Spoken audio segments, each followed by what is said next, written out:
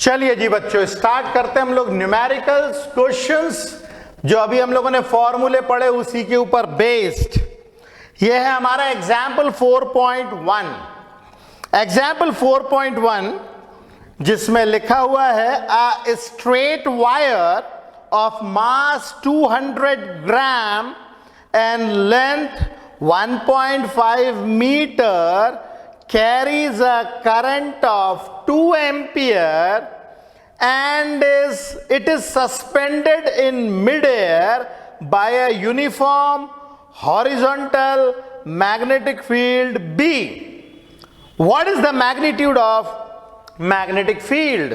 तो यहां पे जो सीन हम लोगों के सामने क्रिएट किया जा रहा है वो बोल रहा है एक वायर है 200 ग्राम का और इसकी लेंथ इन्होंने बताई है 1.5 मीटर की और ये जो है सस्पेंडेड है, हवा में लटका हुआ है। मतलब कुछ इस तरीके से मान लीजिए एक वायर है और इस वायर के अंदर में करंट जा रहा है और ये वायर के अंदर जो करंट जा रहा है इन्होंने बताया करंट 2 एम्पियर का है और इस वायर की जो लेंथ बताई जा रही है 1.5 मीटर है। वायर की लेंथ जो है 1.5 मीटर है और इस वायर का जो मास है, इस वायर का जो मास है वो 200 ग्राम्स है, जिसको हम लोग लिख सकते हैं 0.2 किलोग्राम। ऐसा यूनिट में किलोग्राम में कन्वर्ट करना पड़ता है। It is suspended in mid air, हवा में लटका हुआ है ये वायर। अब ये वायर अगर लटका हुआ है तो जाहिर सी बात है कि वायर अगर लटका हुआ है तो वायर का जो वेट है, जो ग्रेविटेशनल फोर्स के कारण जो उसका वेट है वो तो डाउनवर्ड एक्ट करेगा। इसका जो वेट है ये होता है mg के बराबर। ये भी एक फोर्स होता है, ग्रेविटेशनल फोर्स। ये mg तो डाउनवर्ड लगेगा मगर ये लटका हुआ है। अगर ये लटका हुआ है तो सीधी सी बात है इसके अंदर में मैग्नेटिक फील्ड कुछ ऐसी लगाई जा रही होगी जिसके कारण मैग्नेटिक फोर्स ऊपर की डायरेक्शन में लग रहा होगा। कुछ ऐसे मैग्नेटिक फोर्स जो है ऊपर की डायरेक्शन में लग रहा होगा और मैग्नेटिक फोर्स को वेट ने बैलेंस करके रखा होगा तभी वो लटका हुआ है, अदरवाइज वो लटक नहीं सकता है। तो ये मैग्नेटिक फोर्स के लिए हम लोग किस तरीके से मैग्नेटिक फील्ड लगाए, अभी हम लोगों ने फॉर्मूला पढ़ा था बिल साइन थीटा। फोर्स का जो फॉर्मूला होता है, मैग्नेटिक फोर्स का फॉर्मूला होता है bill sine theta, BIL sine theta. और इसको हम लोग ऐसे भी लिख सकते हैं LIL क्रॉस B, कुछ इस तरीके से भी लिख सकते हैं। मतलब करंट और मैग्नेटिक फील्ड का क्रॉस प्रोडक्ट है। अब मुझे किसी भी तरीके से मैग्नेटिक फोर्स ऊपर की तरफ चाहिए और ये इसके बराबर जब हो जाएगा तभी ये लटकेगा। तो मैं मैग्नेटिक फील्ड कैसे लगाऊं? तो इसके लिए आपको थोड़ा 3D में सोचना पड़ेगा। करंट जा रहा है ऐसा और मुझे मैग्नेटिक फोर्स चाहिए ऊपर की तरफ, तो मैग्नेटिक फील्ड में लगाऊंगा मेरी तरफ आती हुई। जरा देखिए ये ऐसे जो लगाया ग्रीन वाला मैग्नेटिक फील्ड और रेड वाला करंट, ये मैग्नेटिक फील्ड मेरी तरफ आई। अब देखो ये मैं कर रहा हूं I cross B, I cross B, I से B की तरफ। ये देखिए ढक्कन खुलेगा, I क्रॉस B, ढक्कन खुल रहा है मतलब ऊपर की तरफ डायरेक्शन मिल रहा है। इसका मतलब मैग्नेटिक फोर्स, मैग्नेटिक फील्ड का डायरेक्शन मुझे मेरी तरफ रखना पड़ेगा, क्रॉस रखना पड़ेगा। तो यहां पे मैं मैग्नेटिक फील्ड जो है वो क्रॉस मानता हूं और मानना मेरी जरूरत है, अदरवाइज वो लटक ही नहीं पाएगा। मैग्नेटिक फील्ड मैंने रख दिया क्रॉस, क्रॉस मैग्नेटिक फील्ड मैंने रखी। मैग्नेटिक फील्ड अंदर की तरफ, करंट इधर की तरफ और ये I cross B, I cross B करेंगे तो ऊपर की तरफ जाएगा और हमें ये फोर्स इसके बराबर करना है। अब ये सस्पेंडेड है, इसका मतलब दोनों फोर्स एक दूसरे को बराबर कर रहे हैं। तो अंडर इक्विलिब्रियम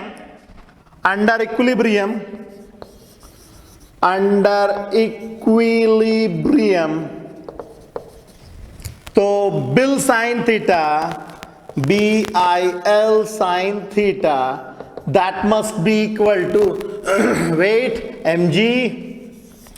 अब यहां पे हमें निकालना है b की वैल्यू, तो b आ जाएगा mg upon IL sine theta. अब जरा देखिए ना, करंट जा रहा है इधर, मैग्नेटिक फील्ड जा रही है अंदर, तो 90 डिग्री का एंगल है ना भाई इसके अंदर में। तो मास कितना दिया है 0.2 kg, और g की वैल्यू हमें बचपन से मालूम है 9.8। करंट की वैल्यू इन लोगों ने 2 एम्पियर बता दी है, ओके। और उसके बाद में L की वैल्यू है 1.5 और साइन 90 डिग्री। इसको जब हम लोग सॉल्व करेंगे तो इसको सॉल्व करने पे हम लोगों को मिलेगा 0.65 टेस्ला। साइन 91 होता है, 0.65 टेस्ला, ये हम लोगों को वैल्यू मिलेगी। अच्छा जी, हम लोगों ने पढ़ा था कि मैग्नेटिक फील्ड अर्थ की होती है अप्रोक्सीमेटली 10 to the power -5 के आसपास। मैग्नेटिक फील्ड ऑफ अर्थ जो होती है, मैग्नेटिक फील्ड ऑफ अर्थ होती है approximately 10 to the power -5 Tesla के बराबर। तो भैया इतनी स्ट्रॉन्ग मैग्नेटिक फील्ड कहां से आ गई? कोई भी पूछ सकता है। आपने बताया मैग्नेटिक फील्ड इतनी होती, तो फिर इतनी कहां से आ गई? तो भैया ये केवल न्यूमेरिकल है, इस पे इतना सेंटी होने की जरूरत नहीं है। इसका जवाब केवल इतना है, दिस इज केवल न्यूमेरिकल। इस न्यूमेरिकल के अंदर में इन लोगों ने केवल कॉन्सेप्ट समझाने की कोशिश की है। ये 200 ग्राम को 2 ग्राम का भी कर सकता है, इसमें कोई बहुत बड़ी बात नहीं। तो ये वैल्यू छोटी हो जाएगी और ज्यादा, तो इसको हम लोग लेकर के आ सकते हैं, मगर केवल न्यूमेरिकल एस्पेक्ट है ये। इसमें आप फिजिकल वैल्यू से कंपेयर मत करो, अगर इसको हम इससे कंपेयर करेंगे तो कंफ्यूज हो जाएंगे। ये केवल न्यूमेरिकल के कॉन्सेप्ट समझाने के लिए आपको बताया गया है। आई होप ये समझ में आया होगा, इजी क्वेश्चन है। अब हम देखते हैं एग्जाम्पल 4.2, देखेंगे अगला एग्जाम्पल 4.2।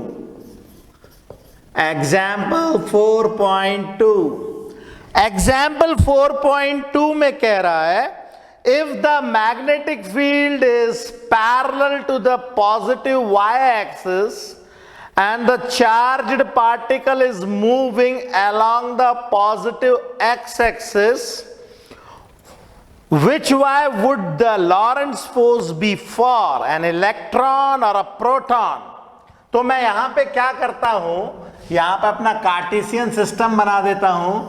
कार्टेशियन सिस्टम के अंदर में ये हम बचपन से y एक्सिस बना रहे हैं, और ये हम लोग x एक्सिस बना रहे हैं, ये हमारी y एक्सिस हो गई। और z एक्सिस के लिए तो भाई, z एक्सिस के लिए तो मुझे कुछ ऐसा बनाना पड़ेगा। ये रही मेरी z एक्सिस, जो मेरे बस की बात है नहीं बनाना। तो इसके लिए मैं क्या करता हूं, positive direction of x axis इसे ले लेता हूं, positive direction of y axis इसे ले लेता हूं, और positive direction of z axis ये चली आ रही है तुम लोगों के पास। Positive direction of z axis ये रही, करेक्ट। अगर कोई बोले positive direction of x axis ये है, तो negative direction of x axis ये रही, negative direction of y axis ये रही, positive direction of z axis ये रही, तो negative direction of z axis ये रही, करेक्ट। तो इसके अंदर में हम लोग जो बचपन से बना रहे हैं वही सब चलेगा।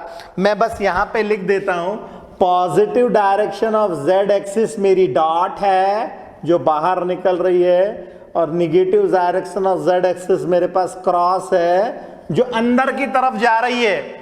बाकी मैं दिखा तो सकता नहीं, देखो यहां पे दिखाऊंगा तो कंफ्यूज हो जाएंगे हम लोग। ओके, अब ये बोल रहा है मैग्नेटिक फील्ड जो है positive direction of y axis के अलोंग है। मैग्नेटिक फील्ड हमारी जो है वो इस डायरेक्शन में चली जा रही है, मैग्नेटिक फील्ड इस डायरेक्शन में चली जा रही है, दिस इज मैग्नेटिक फील्ड, ये हमारी मैग्नेटिक फील्ड है। और इसमें दो केसेस बोले गए हैं। ये बोल रहा है पहले केस में हमने इलेक्ट्रॉन छोड़ा है positive direction of x axis के अलॉन्ग। पहले केस में यहां पे दो केसेस दिए गए हैं। पहले केस में मैं इलेक्ट्रॉन को छोड़ रहा हूं positive direction of x axis के अलॉन्ग, ये इलेक्ट्रॉन जा रहा है। अगर इलेक्ट्रॉन यहां जा रहा है तो जाहिर सी बात है कि करंट इस डायरेक्शन में जाएगा। अगर इलेक्ट्रॉन जा रहा है positive direction of x axis के अलॉन्ग तो करंट तो definitely negative direction of x axis के अलॉन्ग जाएगा। तो अब आप देखिए करंट हमारे पास में है, ये करंट हमारे पास में है, ये मैग्नेटिक फील्ड है, ये मैग्नेटिक फील्ड वाई एक्सिस के अलॉन्ग, करंट एक्स एक्सिस के अलॉन्ग। अब मैं लगाता हूं इस फॉर्मूले का utility, I cross B, I cross B, I से बी की तरफ जब जाएंगे तो देखिए मेरा ढक्कन बंद हो रहा है, तो ढक्कन बंद हो रहा है तो अंदर की तरफ जा रहा है, तो इससे मुझे फोर्स का डायरेक्शन मिलेगा अंदर की तरफ, मतलब माइनस जेड एक्सिस के अलॉन्ग। तो इसके अंदर में जो मुझे फोर्स मिलेगा वो मिलेगा क्रॉस, मतलब negative direction of Z axis. ये हो गया हमारा पहला केस। दूसरे केस में इन्होंने छोड़ा है प्रोटॉन, मतलब ये हमारे पास हो गया सेकंड केस। ये हमारे पास केस नंबर 2 जिसके अंदर में हम लोगों ने छोड़ा है proton, positive direction of x axis के अलॉन्ग हमने छोड़ा है प्रोटॉन। अब जब प्रोटॉन जा रहा है positive direction of x axis के अलॉन्ग तो जाहिर सी बात है कि इलेक्ट्रिक करंट भी उसी डायरेक्शन में जा रहा होगा, तो इलेक्ट्रिक करंट जो है वो भी हम लोगों को positive direction of x axis के अलॉन्ग ही मिलेगा। जैसे यहां पे मिला था ऑपोजिट, उसमें सेम डायरेक्शन मिलेगा। अब मैं फिर से बनाता हूं भाई यही वाला फिगर, करंट जा रहा है positive direction of x axis के अलॉन्ग, मैग्नेटिक फील्ड जा रही है positive direction of y axis के अलॉन्ग। अब मैं करता हूं I cross B, I cross B, I से जाएंगे बी की तरफ, जैसे यहां पे गए थे आई क्रॉस बी, आई से जाएंगे बी की तरफ, आई क्रॉस बी, ढक्कन खुल रहा है तो बाहर आ रहा है, बाहर आ रहा है तो डायरेक्शन हमें फोर्स का क्या मिलेगा, फोर्स का डायरेक्शन मिलेगा यहां पे डॉट, मतलब positive direction of Z axis. तो देखिए जी ये जितने भी न्यूमेरिकल्स हैं क्वेश्चन से, इनमें आपको हाथ पैर तो बहुत हिलाने पड़ेंगे। आप ऐसा मत सोचिए कि बैठे बैठे सिर्फ सुनते सुनते पूरा गाना सुन लेंगे और सब समझ में आ जाएगा, ऐसा बिल्कुल नहीं होने वाला है। आपको बहुत मेहनत करनी है पूरे डायरेक्शंस के लिए। कैसे निकालते हैं, अभी तो बहुत छोटे छोटे और ट्रिवियल क्वेश्चंस हैं, अभी ये क्वेश्चंस और आगे बढ़ेंगे, लेवल बढ़ेगा जब इनका, तो हम लोगों को बहुत दिक्कत होगी। ओके, तो ध्यान से कीजिए, प्यार से कीजिए, समझ के कीजिए दोनों क्वेश्चंस। अब हम और आगे के क्वेश्चंस करते हैं। चलिए फटाफट उतारिए।